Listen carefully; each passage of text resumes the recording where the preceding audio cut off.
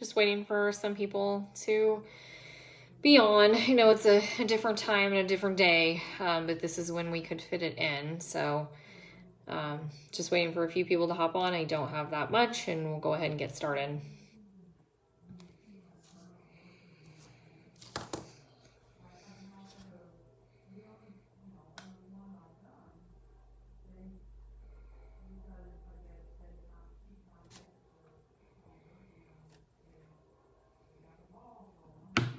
Okay, I think in the interest of time, we'll go ahead and get started. Like I said, I don't have that much today.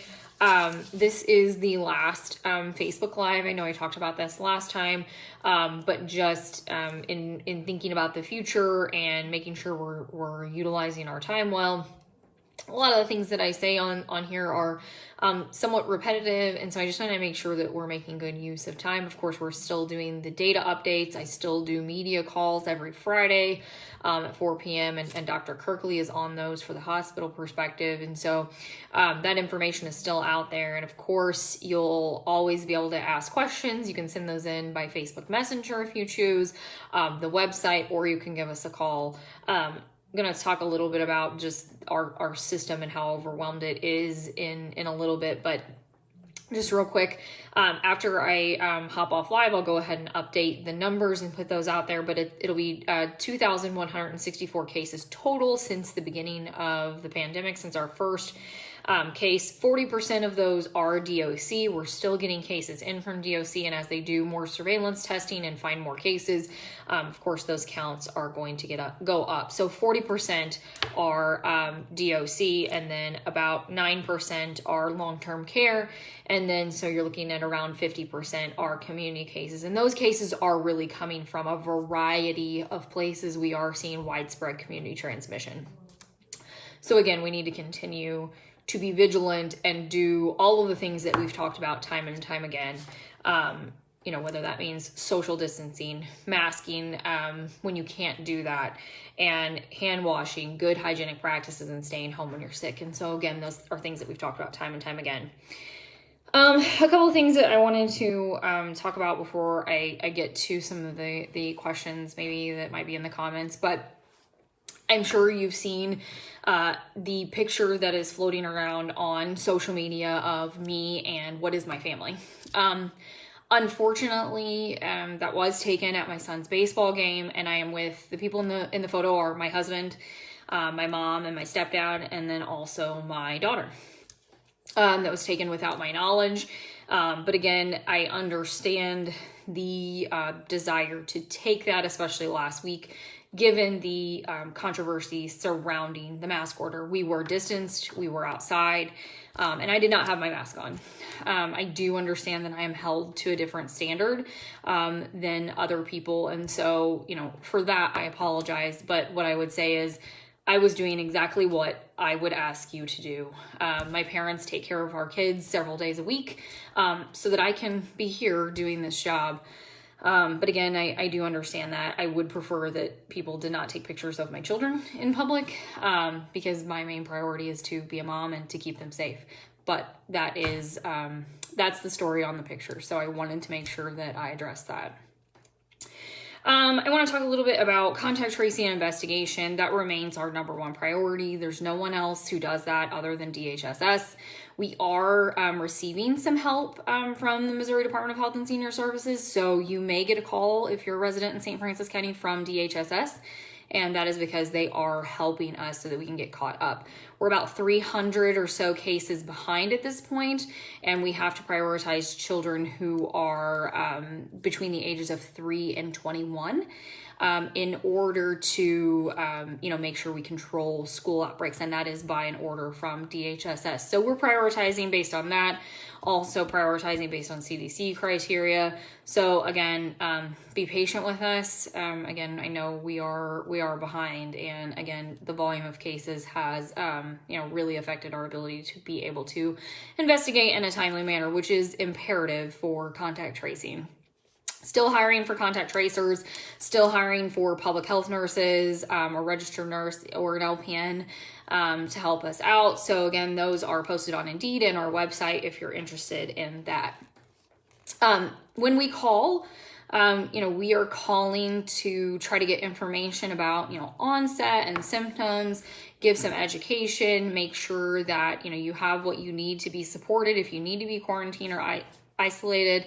And then also to identify contacts so that we can reach out to those people, make sure that they're put in quarantine to stop that chain of infection, again, to decrease community transmission. It's just one of the tools in the toolbox that we use.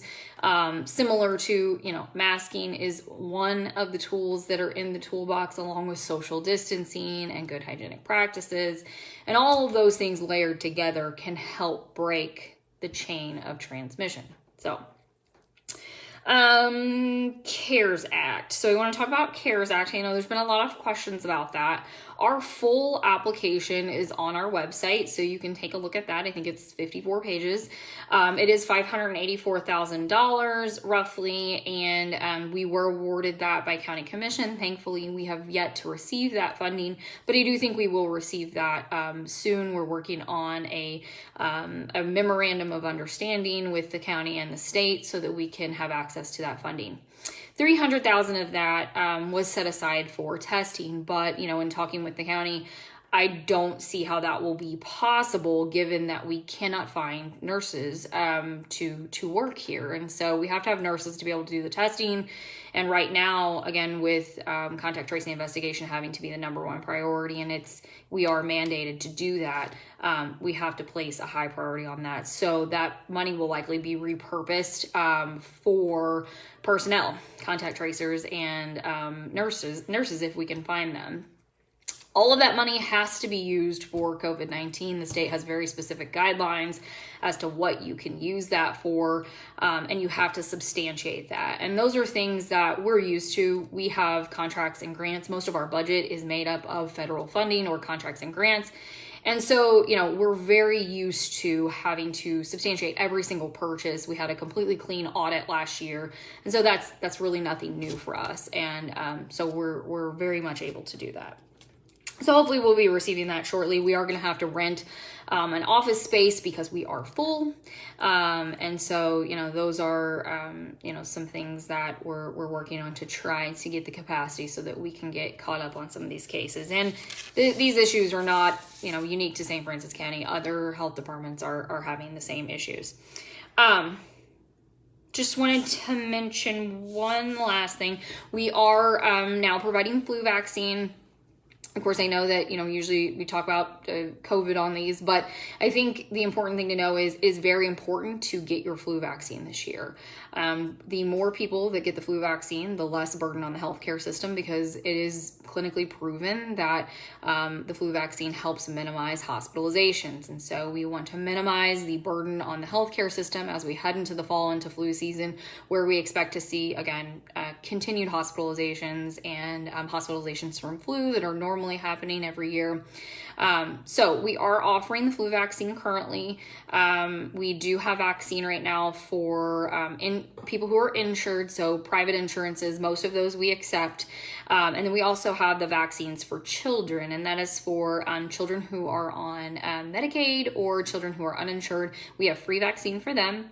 Our free vaccine for uninsured adults has not come in yet. It should be in somewhere around November 1st, but we have not yet received that. So if you are interested in getting a flu vaccine here, you can call to schedule an appointment. We're quite a ways out at this point, just again, given COVID response. But there's plenty of places to get a flu vaccine, so you don't have to get that here. You can get that anywhere out there, your pharmacy, your doctor. There may be some other clinics happening. So, we do have it available here, but I would encourage you to seek out your pharmacy, because again, we're just so behind. And we don't really care as much where you get it, just that hopefully you will get it. So, I think the last thing would just be that the mask order, which the board voted on, is up on our website, along with frequently asked questions. And so you can take a look at that. If you have questions, please call us or send us an email, and we're happy to answer those things. So.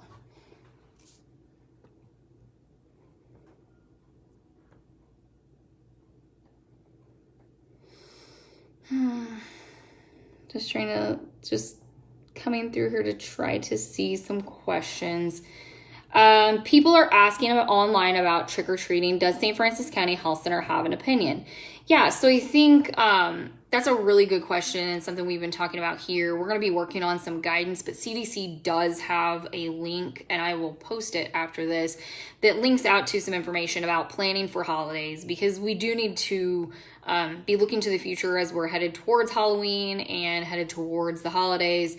We're going to have to plan with the pandemic in mind. And so, I think there are ways to do that. And again, it's all strategy to kind of meet those buckets that we've talked about social distancing and hygienic practices and masking.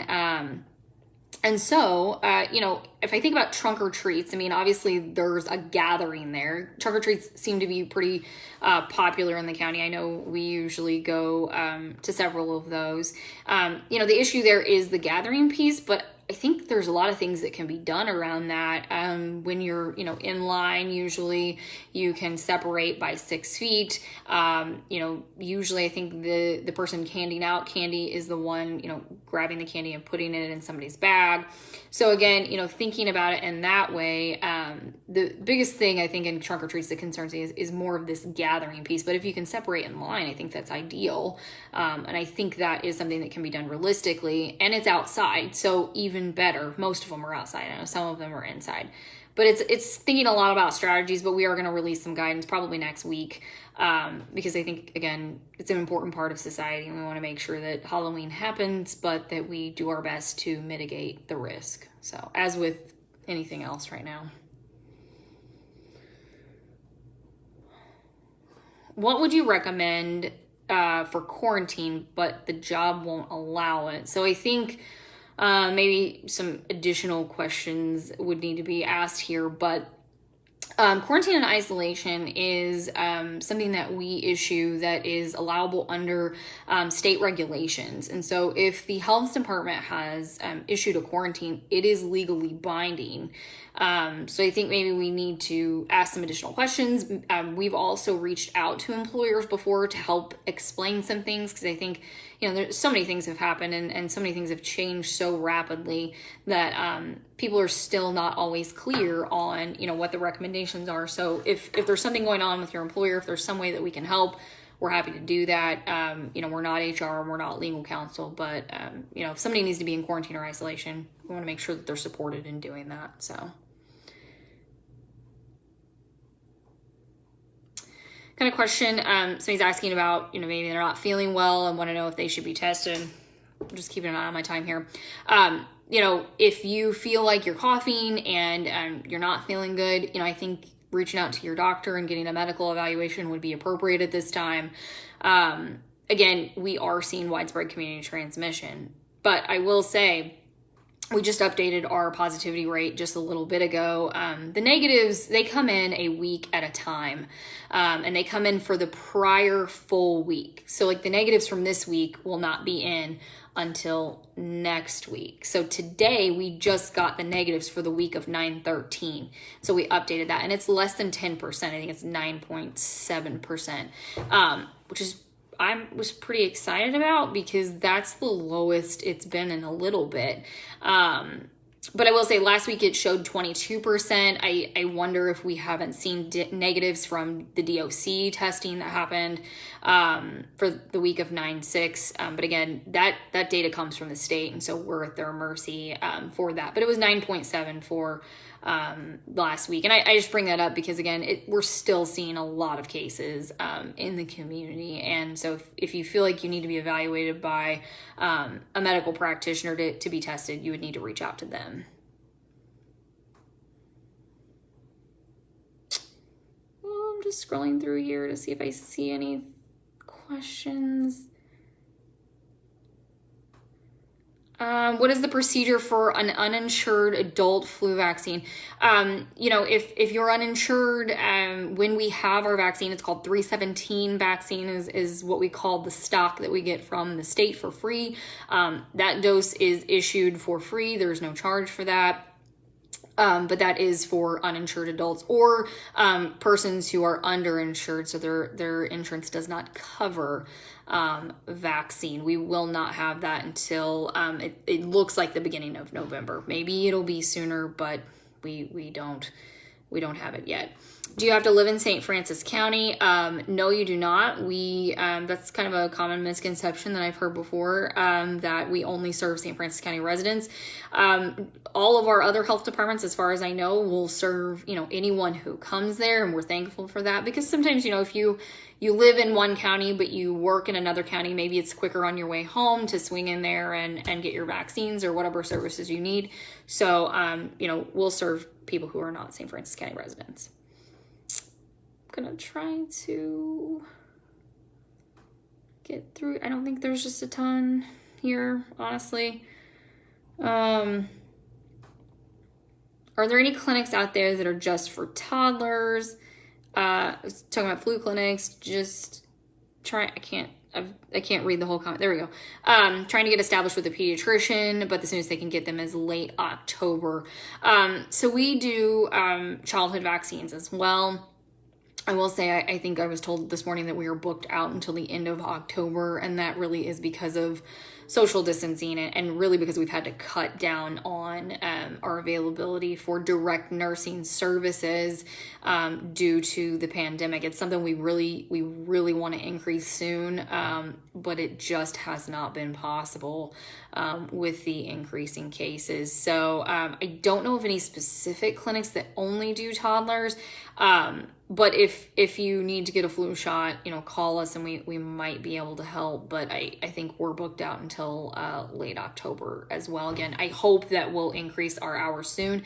When we do that, we will put that on Facebook, to try to open up some of those other days of the week. But the cases for COVID have really affected that, unfortunately.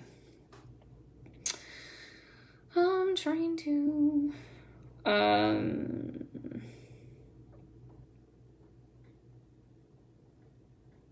I'm just seeing a lot of just more comments as opposed to questions, but yeah. So here's a good question. I think the active cases are dropping, so why would we need masks? They started dropping before the mask mandate. Yeah, so there's a couple of things to kind of think about here. Even if we started some recommendation right now, that would not be seen in data for another 4 weeks. So anything that's happening right this second is not the result of a mandate that went into place on Monday. Again, active cases have been kind of here, there, and everywhere, but 702 is what's active today, and that is down in the last couple weeks. And I think that's a positive thing. But we need to remember that the virus is not going away. It hasn't gone away. And so even with masking, it will help if we're all masking appropriately. But we need a substantial portion of the population to be doing that. And again, we're not going to be able to see that in epidemiological data for several weeks. And we will be looking at that along with some observations in the community for masking, just to get a good idea as to whether it helped or didn't help. What the perceptions are of masking. And again, I think we've heard from a lot of people, and it's been very mixed. The public comment that the board was able to take was really split down the middle. And again, this is all in an effort for us to decrease the spread of the virus. Again, it's not going to go away entirely. There's no way for us to take this risk to zero, but there are ways that we can mitigate and, again, work together to try to protect our fellow neighbor. And I've said it several times, but I think there's still so much confusion around masks, and some of that is because of the messaging that has changed over the last several months, at the federal level. But the mask primarily provides protection for other people from your, droplets, from your saliva and when you're talking, singing, laughing, coughing, yelling, whatever. When I'm wearing my mask, I'm protecting the people around me. And when they're wearing their mask, they are protecting me. Again, it's not 100%, but it's still a very good mitigation tool. And the mask does provide the wearer some level of protection, but there's a lot of research being done around that on things called a viral dose, which is basically the amount of the virus that you get and how sick that might make you. And so more and more data, more and more research being done on the virus every day. We need to keep in mind that it's a new virus. And so, as we learn information, recommendations are going to change.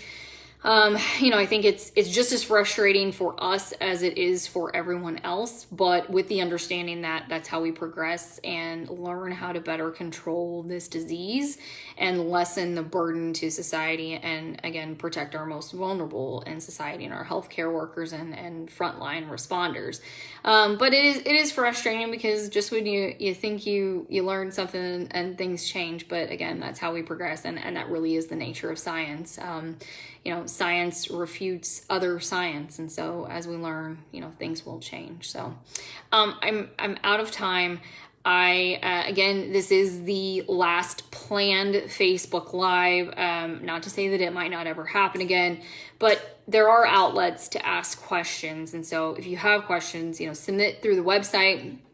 If you go to sfchc.org, you can submit your question on the Contact Us tab. There's also some extra information on there. You can read about some of our other programs. The website isn't perfect. We don't have a website designer, but you can read about some of the other things that we do. Obviously COVID, I think, has put us into the spotlight a little bit more, but we also provide a lot of programs that probably don't get as much recognition as what they should, because they are good programs for the community and public health. But also, reaching out via Facebook or calling us. Our phones are very busy. Our lines are overwhelmed. We've actually had to buy some cell phones and things that are more so Go phones for our tracers and nurses so that they can use those and keep those lines free for people to call in. If you call in and don't get anyone, leave a message. They will get back to you as soon as they can. It may be a few days, but leave a message. We do have the links on the website for what to do if you have COVID-19, so you had a positive test, and then what to do if you've been exposed to somebody who had a positive test. So don't wait for us to call you. I think those instructions are out there on CDC's website, and I'll post those links again so that you have them. But again, we'll be in contact with you as soon as we can. So reach out anytime, and we're happy to help you. So again, this is the last Facebook Live. There is no planned Facebook Lives in the future. We'll continue to update the numbers on Monday, Wednesday, and Friday. And then there's extra data that we're trying to update on Fridays that is on our website only on the statistics page. That includes what you see on Facebook and then some other graphs and charts, that type of thing. So, all right. Thank you so much for being on. I appreciate it. Bye.